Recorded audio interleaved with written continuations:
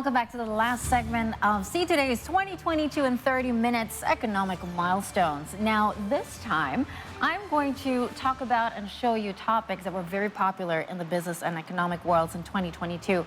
First, let's talk about the infamous talk of the town when startups had to lay off a lot of their employees. Let's take a look at the chart.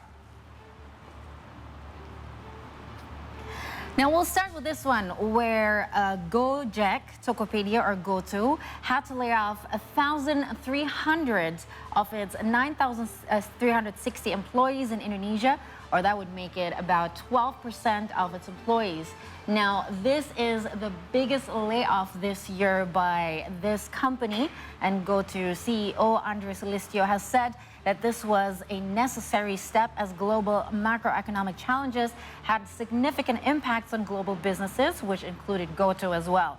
Now, GoTo's provided support for those they had to lay off, including an additional 1 month, provided a salary and job search and counseling services. And now let's take a look at another chart.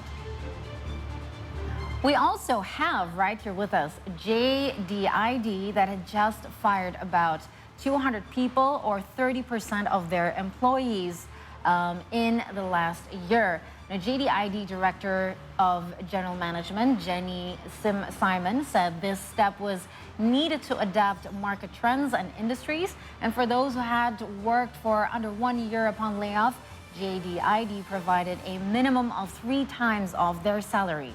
Let's see the entirety of the chart.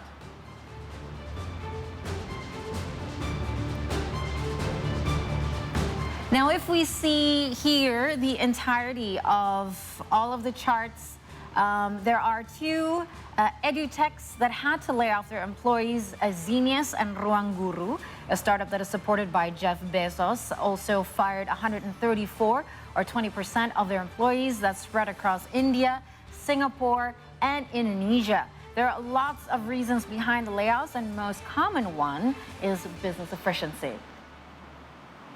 Now, even though some startups had to lay off their employees, they still made it as the top startups in Indonesia. In fact, from 1,190 startups in Indonesia, GoTo became a decacorn startup with $6.56 billion valuation. And let's take a look at the chart.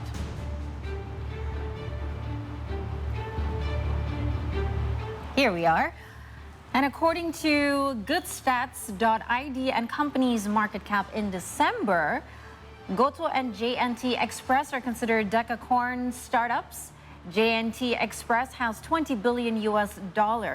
Meanwhile, startups that are considered as unicorns are Traveloka, OVO, Akulaku, Bukalapak, Dana, Zendit, Ajaib, Kopi Kenangan, and Ticket.com. Kopi Kenangan is the only beverages startup that made it to the unicorn status.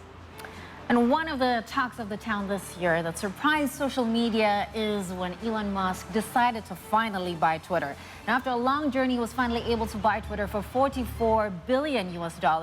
And here is Musk's journey in buying Twitter. Let's take a look at the chart. It's tumultuous indeed, as 31st of January, Elon Musk acquires Twitter shares in daily installments, collecting 5% of shares in the company until mid-March.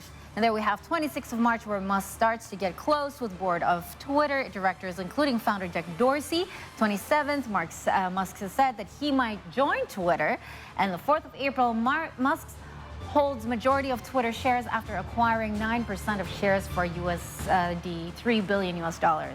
Now, we'll see how it goes. As 5th of April, Musk has offered a seat on Twitter board of directors with the condition that he amasses no more than 14.9% of the company's shares. On 9th of April, the relationship between Musk and CEO of Twitter, Parag Agrawal, worsens.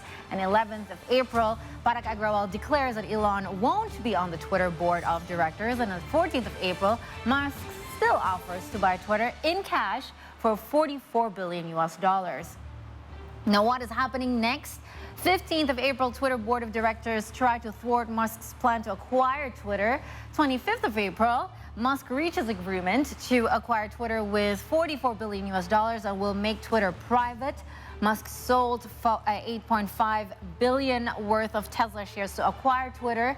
And on 10th of May, Musk has said that he would look into the Twitter ban on Donald Trump as a clue on how he would change Twitter.